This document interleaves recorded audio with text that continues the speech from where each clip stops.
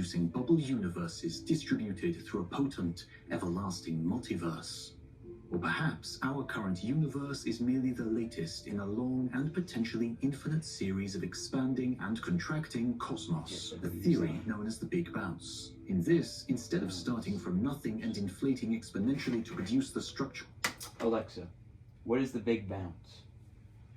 The Big Bounce hypothesis is a cosmological model for the origin of the known universe. Thanks, Alexa. So it's just the Big Bang. Yeah, like just like multiple Big Bangs, like the multiverse. Yeah, theory. yeah. We see today, contemporary physicists like Paul Steinhardt suggest a cyclical growth and contraction of everything within the universe. Or perhaps our understanding of scale is fundamentally incomplete. Physicist Roger Penrose considered the properties of shapes regardless of their size and believes we can do the same with the cosmos. In this idea, the universe loses a sense of time and scale at the infinitely small and the infinitely big and becomes, to all intents and purposes, equivalent. The game of chess played the same whether on a board that fits in your pocket or spans an entire courtyard. Or perhaps our cosmos came about as a transient collision of dimensions. Yeah, like that's such a almost a scary thing to think about, you know? That it's just so big. Yeah, or like it's not infinite, but it's so big that you'd almost think it is, you know? Because we will never see how big the universe is. No, like with the Hubble telescope and the James Webb telescope, like we can see really far back into the past, like billions of years, but like you can never truly see like the Big Bang. Never. Like, it's impossible. or like what happened before the Big Bang. Or like the walls of the universe, like what do you think they look like? Would they just be black, empty voids, or would it be like a firewall of just expansion? That's just crazy to think about it. Yeah, like I don't know, man. String theory attempts to explain the fundamentals of reality as tiny vibrating strings within an 11-dimensional reality of hyperspace. The 3 dimensions of space and 1 dimension of time that we experience within our cosmos are merely a single brain in the overall bulk, with the beginning and growth of our universe coming about as higher... Okay, like, but time is also like a super weird thing to think about in space. Yeah, gravity or time gets all. Oh, how there might be like different big, like more Big Bangs, right? Right. I'm like, how there might be multiple Big Bangs. yeah. Or maybe there was universes before the Big Bang. Like you mean, like our universe was more than one, or? No, but like you know that one that you're talking about that's like 14 point something billion years old. It's older than the Big Bang, which does make sense. Right. Or maybe we're wrong about when the Big Bang happened. Yeah, I know what, maybe, because like so much time has went by. Like maybe the galaxies, they weren't moving fast enough at the time for the time to go by. Yeah. Or something, like I don't know. It just doesn't make sense. Doesn't make sense.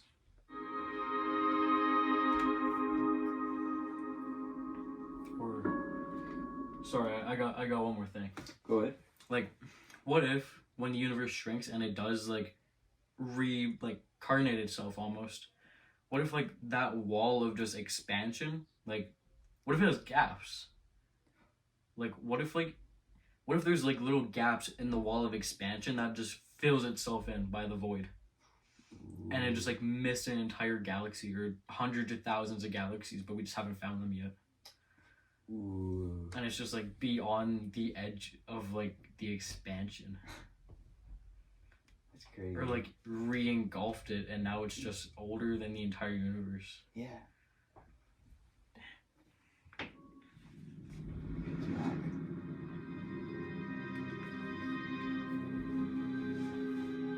Thank you to BetterHelp for sponsoring this video. I'll try and get copyrighted. Can't get copyrighted right now? Oh, yeah, it's for science. Even as you incinerate in the plunge through its fiery depths, your journey would be in vain. Temperatures at the core reach a mere 15 million degrees. To BetterHelp for supporting educational content on YouTube. You just started talking about the core. Yeah. Part 1. Planet Where is the hottest place in the universe? You might expect to find it in the natural fusion reactor at the center of a star, but even as you incinerate in the plunge through its fiery depths, your journey would be in vain. Temperatures at the core reach a mere 15 million degrees Celsius. In the cosmos, like explosive supernovae. Here, during the dramatic death of a star, superheated shells of gas are ejected many light years in every direction, leaving a gravitationally compactified neutron star at their center. Temperatures here far exceed normal stellar furnaces, reaching 100 billion degrees. So he was saying, like, during the expansion, like, of, like, the first, like, millionth of a second or whatever. Yeah. That they were expanding out at, like, light speed or faster than light speed. Like, how is that possible? Yeah.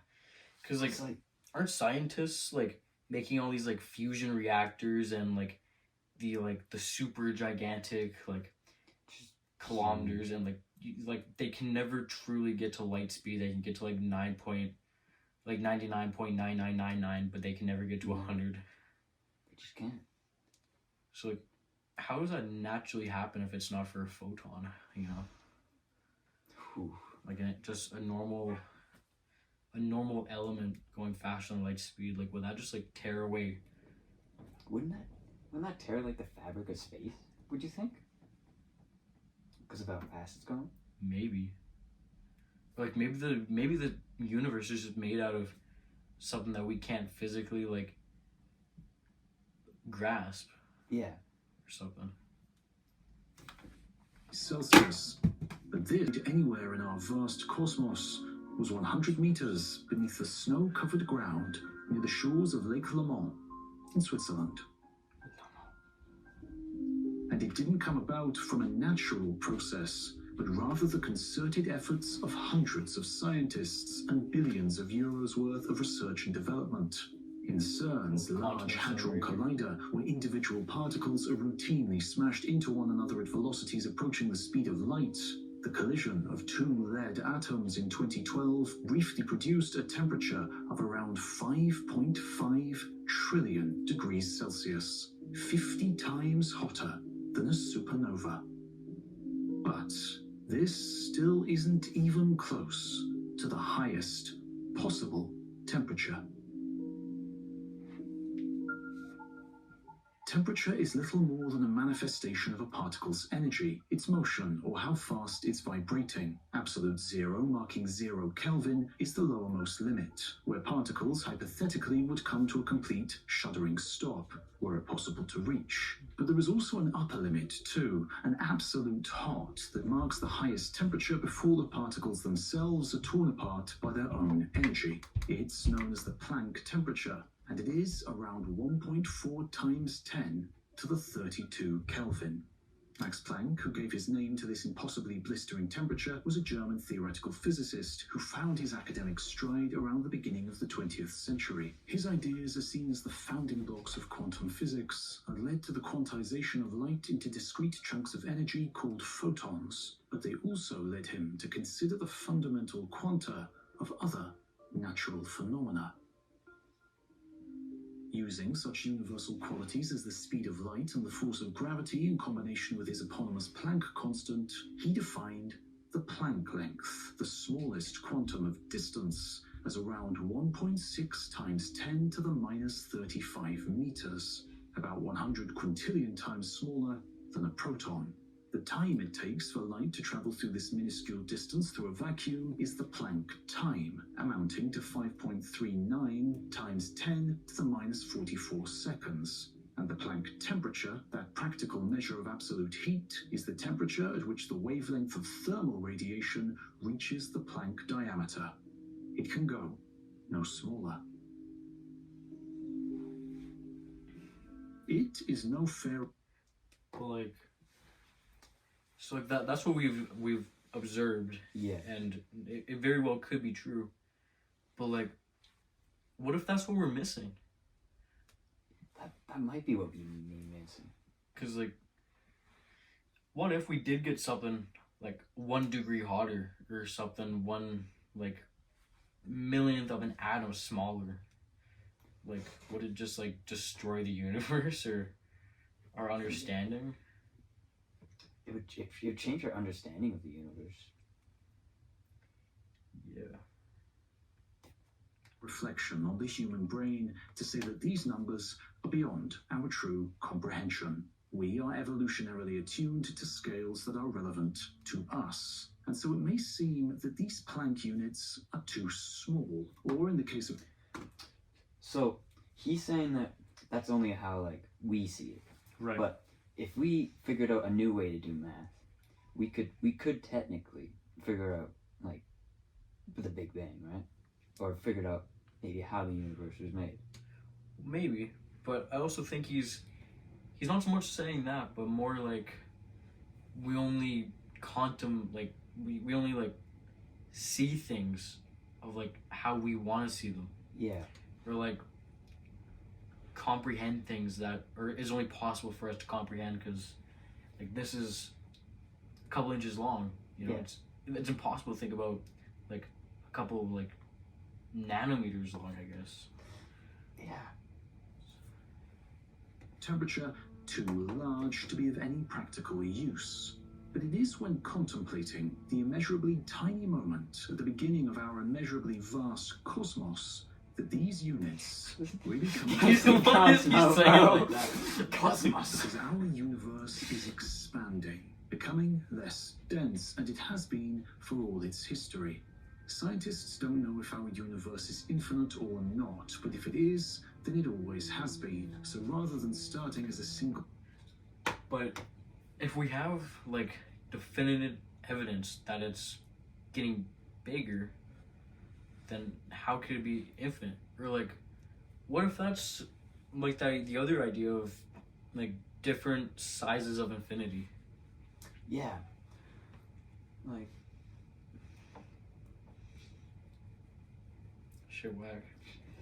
Crazy. also begun Only 10 minutes of it. Rather than grow over time, it would You just want to, like, go, like, simply 15 and then less start dense. doing voiceovers and shit. Our Or maybe we can just, like, observable in universe different is parts, the we can just add universe us we could talking ever or see or something. interact with, or could ever see and interact with us, is limited by the speed of light and the distance it has been able to travel since the universe's birth 13.8 billion years ago.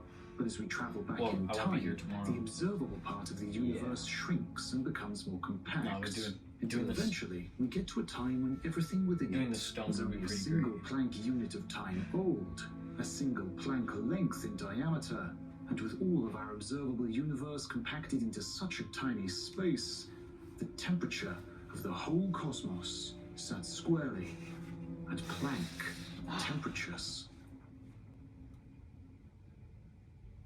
The Sephora fragrance for Olivet boosts It was fucking literally 45. Bro.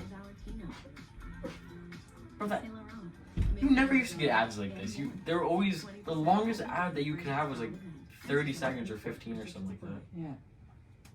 When you get a round-trip companion voucher every year, everyone you know will want to be your companion. How many videos is it gonna show us? What? Dude, I've never had 3 videos in a row. No, it's more than 3. Yeah. No, because this It'll be like this, 4. yeah, this one's almost done, isn't it? Yeah. Yeah, it's done now. 4 videos in a row? You got this on video. Dude, no, that's whack. Tylenol, sinus pressure and pain. Tylenol, take the pressure off. That's crazy. Welcome back. 5? Join me. Dude, now you can skip it. That is stupid. Infinitely get at this moment, I don't know. 100 million trillion trillionths of a second after the beginning of time and space is therefore known as the Planck error. And it is a very strange time. In the cosmos today, everything we experience is governed by certain immutable laws of nature, which are ultimately controlled by the interaction of four major forces. The strong force holding atoms together, the weak force governing certain types of radioactivity, the electromagnetic force distributing energy over great distances, so-called messenger particles, are known respectively as gluons, W and Z bosons, and photons. But gravity is different. With his general theory of relativity, Albert Einstein was responsible for overthrowing the classical mechanical definition of gravity. gravity. Instead, he conceptualized it as the curvature of space-time, a warping in the very fabric of reality. Through various large-scale experiments, general relativity has been verified time and time again, and the gravity-induced curvature of space-time is now recognized as a property inherent to the universe which affects all matter and energy within it. Therefore, during the Planck era, long before any of the conventional laws of nature held sway, it was gravity that was the first to manifest. But there is a problem. Everything we know about the workings of gravity today. But how is there gravity if there's no planets? Like, what was creating the gravity? Was it the Big Bang creating the gravity? Or like, he says gravity, but how much gravity? Yeah. Because, like, can't anything have gravity? Anything with mass? Or is it just, like, massive objects like the Earth or the Sun that would have, like, real gravity? Well, because, like, if you go in space, Yeah. and there's no planets around, you're just gonna sit there. Right. You're not gonna move. Yeah. But if you go like close to a planet, you're gonna start going closer to the planet. Right. Or like that's like a black hole, you know? Like not even light can escape a black hole. Nah, it sucks everything in. Yeah. Yeah, then that's why you have the event horizon, because like that's like where the gravity is like so strong that nothing can escape it. But then everything you can see along the horizon or like the surface of the black hole, I guess. Yeah. Like I guess it doesn't really have a surface, but like the horizon line, I guess. yeah. Everything like on the other side of that you can see, that means like the gravity is not quite strong enough, so it gets away. Yeah. But yeah, like how is there gravity without massive? Is based on Einstein's successful theory, but that theory is only really tested and verified on larger scales. During the Planck era, however, our entire observable universe was condensed into an area many trillion times smaller than a proton, and so general relativity doesn't really help. Instead, the dynamic... So there you go. Like, there's where the gravity was, from like a super tiny Little atom. Or smaller than an like, atom. yeah, a plank, a time, a little, yeah, something. 10 trillionth of a second. of the extremely tiny are governed by quantum mechanics at scales small enough that we can consider the individual subatomic particles of matter or the quantized messenger particles of force and energy. An entirely different set of rules hold sway, where nothing is ever where you expect it to be, and the very act of observing changes the outcome. Instead of dealing in absolutes, quantum physicists consider probabilities, and nothing ever stays the same for long. Fortunately for us, this lawless quantum world only reigns on nanoscopic scales, and by the time we reach magnitudes that we're more familiar with, the probabilistic weirdness averages out. But during the universally nanoscopic Planck era, there is no escaping the quantum. And herein lies the problem for understanding how things actually worked in that moment. General relativity and quantum mechanics are fundamentally incompatible with one another. So researchers are still searching for a solution, a so-called quantum gravity that is able to reconcile two of the most important theories in modern physics and properly describe how the Planck-era universe behaved. Unfortunately, it is a question that cannot reasonably be tackled by experimental means. Considering the vast energies needed to produce and study the other force messenger particles inside collider facilities, and the elevated plane that gravity occupies in defining all of... So I guess there you go. You don't truly need a super massive object like a planet or a sun or something like that. Yeah. What you need is just like a dense singularity. Yeah. So I guess maybe that's where all the gravity came from, is from just the one point in time. Yeah.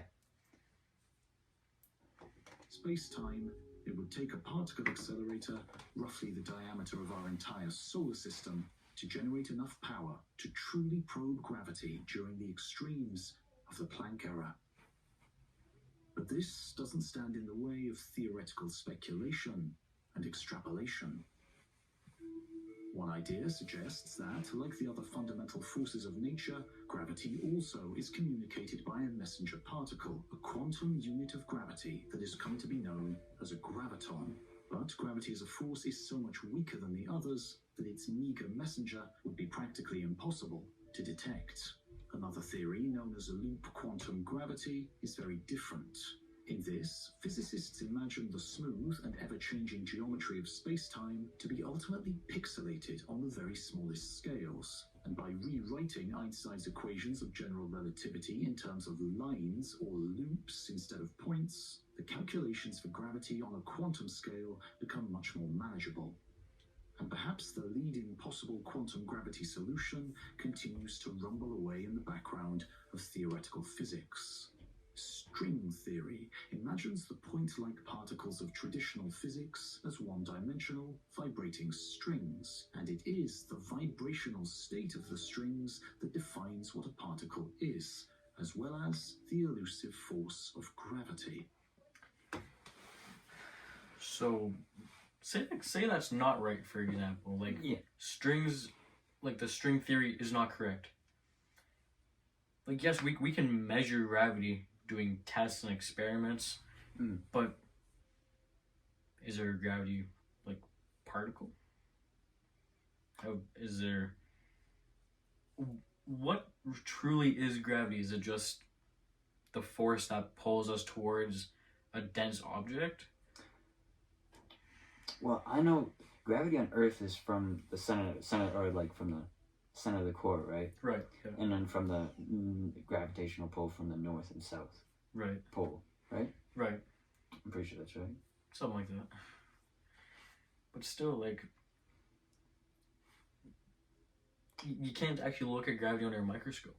No, it's like not there. Almost. Yeah, like It's just something. yeah. And yet, in order to make the mathematics of string theory work, it becomes necessary to involve no fewer than 10 or 11 dimensions, many of which would be folded in on themselves or partitioned into 2 or 5-dimensional structures known as branes, the fundamental objects of an even more elusive overarching theory with the simple moniker M. And so, each of these hypotheses for how quantum gravity may actually work is more mind-bending than the last, rooted in the abstractions of mathematics and almost impossible to visualize. And yet, that is what we are trying to do.